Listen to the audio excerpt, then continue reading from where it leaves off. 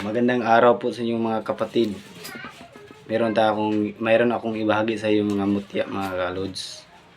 Pero bago ko lahat ipag-share sa inyong lahat mga lods, paki-share lang sa YouTube channel at paki-subscribe sa YouTube channel mga lods.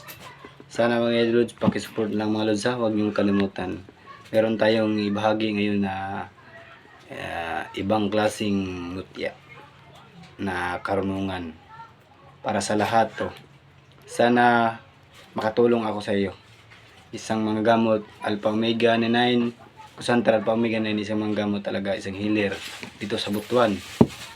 Na kasi yung bago ako ng mga gamot mga lods, yun, mahirap talaga ang pinagdaanan ko.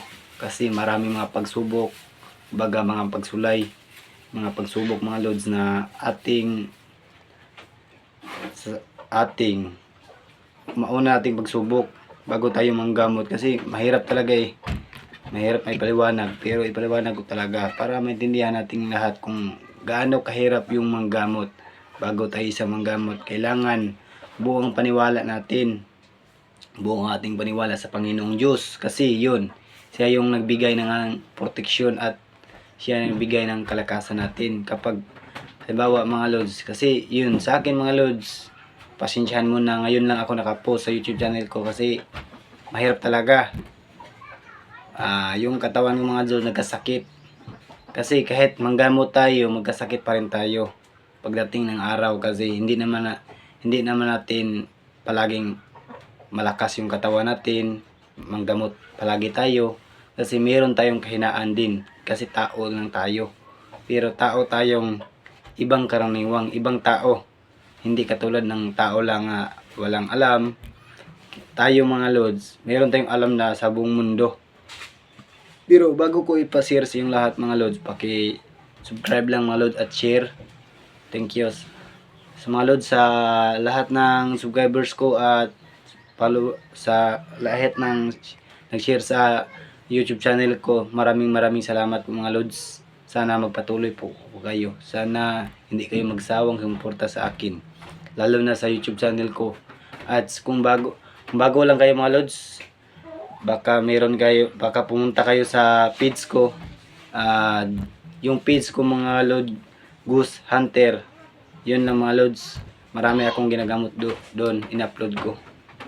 Ito mga kalods, ito mga kalods, kasi ito yung itlog na tignan nyo talaga, na itlog talaga yan. Ito yung itlog mga kalodi. Napakalakas to talaga sa panggamot, kasi mabisang panggamot to. Ibang sakit pwede to sa pangnabong, panari.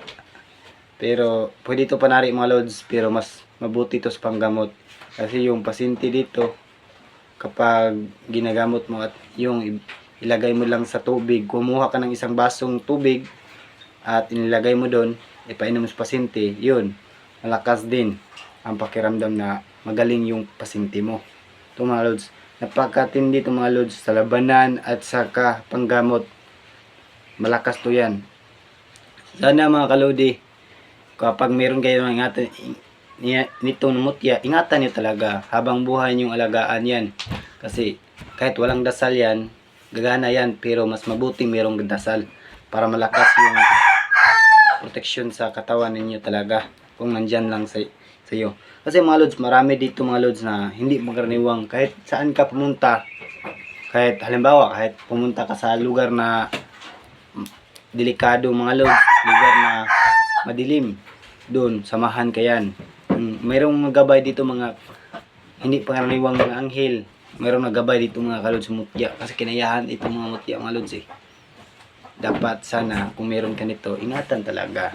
Kasi mabuhay to kahit walang dasal, kahit anong gawin mabuhay. Pero kahit gumawa pa kang masama mga lods, makaproteksyon yan sa iyo. Pero mas mabuti ang gawin mo yung tama, huwag masama. Kasi yung masama, darating araw na kapag meron ka ito, mawala na sa iyo, kasi kunin yan sa gabay.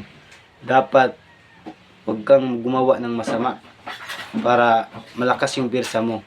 Yun, kapag gumawa ka ng masama, iba ng gitar mo, hindi yun Hindi yung anghel, hindi yung Panginoong Diyos. Ibang nektar mo, yung mga dautan, mga diablo, at iba pang mga engkanto yung nektar mo. Huwag kang mapasakop yan. Sila yung sakupin mo, huwag kang mapasakop sa ibang elemento. Kasi hirap talaga yan. Dapat nandito tayo sa Panginoon. Ipaglalaban natin ang ating karapatan na bilang isang anghel, bilang isang mandirigmang anghel, bilang isang anghel na Panginoong Diyos na manggagamot at tumulong sa ibang tao. Kasi marami ngayon mga lods na hindi maniwala. Kasi alam mo mga lods, kasi ngayon mga lods, ibang klase kapag nandito na sa katawan mo, ibig sabihin mga lods, yun, binubugalan ka nila mga lods. Yung minumura ka nila, hindi sila maniwala ng ganitong bagay. Kasi alam mo na dito sa iba na ngayon, at iba noon at iba ngayon sa panahon ngayon mga kalods today. Pero mas mabuti man yung maniwala ta mga lods. Kasi para mayroon tayong karamdaman, hindi tayo mahirapan. At mayroong tumatangka sa atin, makaproteksyon yan sa atin. Kasi kapag nandito lang sa katawan mo, ingatan talaga yan. Itong klase mga kalods na kalaman mga lods, galing yan sa unang ninuno. Galing yan sa iba-ibang, galing yan sa aking lulo, kaluluhan pa mga kaluludi. Mahirap talaga eh. Kasi yun, ako talaga isang mga manggamot. Mahirap yun. Pero maraming pinagdaanan na mahirap na. Kailangan ako suko. Pero kapag gabayan ka ng Panginoong Diyos, hindi ka pala suko. Kaya magpasalamat tayo sa Panginoong Diyos na bilang isang manggagamot tayo dito sa buong mundo, na binigyan niya ng gahom at power para pumuksa sa mga mangkulam at mga elemento na tumulong sa may sakit na pinagamot natin. Kasi maraming salamat Panginoon. Una kong pasalamatan sa inyong lahat. Itong 7 angel at ibang medalyon mga kalodi, ito yung tinatawag na medalyong Infinito Diyos. Kasi yun mga kalodi, kaya kapag nandito kang ito mga lods, bawat letra mga lods, kailangan sanay mo yan. Bawat yung letra. Kasi yun, kapag isang manggamot ka, mayroong meaning yan sa letra. Dapat alam niyo. Tandaan niyo mga kalodi, kapag alam niyo mga kalodi, huwag niyong ipagmayabang. Ilihim lang niyo sa kalaman para makatulong kayo. At meron kayong medalyon nito, mabisang panggamot to para sa protection sa mangkulam. Ito mga kalodi. Ibang mga mutya to mga kalodi. At ito, nakilala nyo to kasi noon pinupost ko to, pero ngayon i-post ko talaga yan.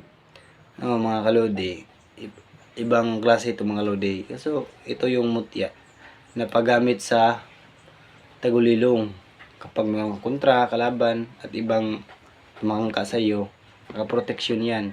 Kasi dito mo masubukan kapag yung mutya mo talaga ay legit na actual na mayroong matangka sa iyo. Malaman mo talaga. Para sa lahat nandito na mayroon nito, na mutya nito, kabibi, ingatan nyo para makatulong tayo sa ating kapong tao. Panggamot, mabisang panggamot to para sa ibabad sa tubig lang mga kalodi. At ibang klaseng mga kalodi, itlog.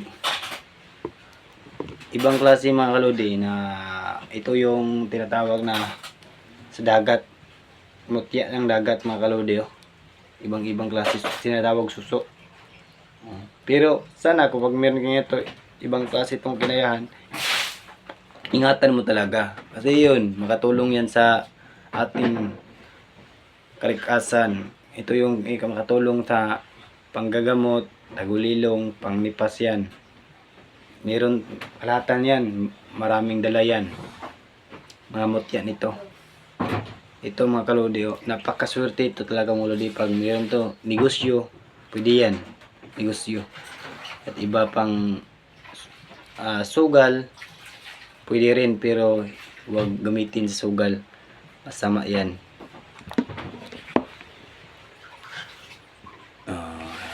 Mga kalodi, oh. Tignan nyo mga kalodi, sapatos yan ng kabayo. Pero kapag meron kang sapatos ng kabayo, ibig sabihin yung mutya mo kabayo, kapag meron ng kwentro, malakas ka yan, malakas yan. Kapag malakas ka tumakbo, malakas ka sumipa, pero hindi yan gawin sa masama, gawin yan sa mabuti. At ingatan talaga kapag nandito na. Huwag ipagmayabang kasi mahirap talaga. Meron mga ibang klase nitong kalaman pero hindi ko ibahagi lahat kasi kapag darating yung araw, gamit to sa panggamot. Ito mga kalodi, oh. Meron mga kalodi na mutya ng kilat. Tignan yung mutya ng kilat mga kalodi. Napakabisa to talaga sa panggamot. Yung sakit mo, walang minuto, tanggal yan. Bawasan yung sakit mo, kahit ano pang sakit mo sa katawan. Hindi ka makalakad ganito. Kumuha ka ng isang basong tubig, ibabad mo lang, inumin mo. Yun, malakas yan para sa panggamot. Pero malakas yan sa panggamot, malakas yan sa engkwentro ng pangbigma. Dapat meron ingatan ito kung meron itong mutyang kilat. Bihira lang makakuha nito. Kasi sa panahon ngayon, maraming tao ngayon na hindi maniwala sa ganitong mutya. Kasi yung titingin nila bato lang talaga. Yun, wala silang alam sa mundong ito. Meron silang alam, konti lang talaga. Kasi ako mga kalods, bago ko na manggamot, maraming kwento ng buhay ko mga kalodi na pinaghirapan ako, na sabi ko sarili ko, kayanin ko ba to o hindi, suko na talaga ako kasi mahirap talaga. Pilitin ko sarili kung ayaw naman sa akin na hindi naman ako isang manggamot. Pero darating ding araw kapag mga lods, kapag hindi ka susuko, bigyan ka ng Panginoon ng power at tumulong sa mga tao. Yun ako mga lodi. Hiniram ko yung pangalan ng Panginoong Diyos. Napakalakas yan, tumulong sa kapwa, bawat tao tinutulungan ko. Yun, isa na akong magiting na manggamot, mga kalodi. Kung sino magpagamot, dito lang ako sa Butuan mga lodi at sa Buenavista Rizal. Yun, pumunta ako sa Buenavista, marami akong ginagamot dito. Iba-ibang klase mga kalodi. At ito yung diwindi mga lodi, at engkanto at diwindi at tubig mga kalodi, kuan mga kalodi. May tinatawag na sapatos mga kalodi. Mayroon ka nito mga kalodi, ingatan nyo talaga sa kapriyan. Malaki yan sa kapriyan. Itong mga kalodi, pambisang panggamot, pambisang pang negosyo, pambisang pang sugal. Pero kapag mayroon ng enkwentro, mabisa yan. Isang tagulilong yan. Itlog ng langgam. Tignan nyo. Tignan yung itlog ng langgam na tagmayap, putik-muntik yan. Ganito yan, blue. Yan kaya ito, ingatan nyo. Mayroong mutya ng santil mo mga kalodi. Tignan nyo mga kalodi, mutyang santil mo yan. Tignan yung ulo at saka agtang buhok at saka ilong talaga at saka suwang. At liig niya mga kalodi. Tignan nyo talaga, napakabisa yan sa panggamot. Mutyang santil mo. Pero ingatan yan. Mura lang makuha nito mga kalodi. Kasi yun, kapag kumuha mo, malaking kalabanan yan. Na subukin mo talaga kung saan yung tapang mo. Delikado yan. Pag malaki yung isdahil mo, kung wala kang kasamang babae dyan, patay ka talaga. Pero meron kang kasamang babae, hindi ka talaga. Pero kapag tuga mo yan, masayo yan. Pero malaking labanan yan. Ito mga kalodi, mutya ng gabi, makatulong to sa halimbawa panggamot, halimbawa sa pang-api, pang negosyo kapag walang hindi ka babayaran kaya may katul-katul yung katawan nila. At yun, kapag malakas yung uwan, kapag meron kang mutya ng gabi, tinatawag na gabi, yan, pwede mo rin gamitin sa malakas na uwan para makatulong. Yung kalahatang mga mutya mga kalodi, ito mga kalodi, kailangan to sa bukal. Yung pores mga kalodi, nag-agos ng tubig mga kalodi, doon mo yun, lahat ng mga mutya mo at protection mo, yun, ibanlaw mo sa tubig mga kalodi, para yung malakas yung mutya mo. Dito sa tubig na buhay, nag-aagos talaga. Doon mo lahat ng mutya, yun, malakas yan, maraming gabay yan. Humul mo lang sa tubig, sa malakas na alon. Yun lang blessing mga kalodi, at saka blessingin mo ng Panginoong Diyos bago sambitin mo 3 beses sa Panginoong Diyos. Malakas yung bisa mo pakiramdam. At maraming salamat po sa walang sawang suporta sa YouTube channel ko. God bless talaga mga kalodi. Sana pakisupport lang at follow at like and share. Thank you mga kalodi sa YouTube channel mga kalodi. Sana marami pa kayong masuportahan katulad ko mga kalodi na ipahayag ang ibang mutya. At paki-share po mga kalodi para marami pa tayong matulungan at marami tayong magabayan ng ibang tao. Thank you. God bless you. Pagpalain po kayo ng ating Panginoong Diyos. God bless all.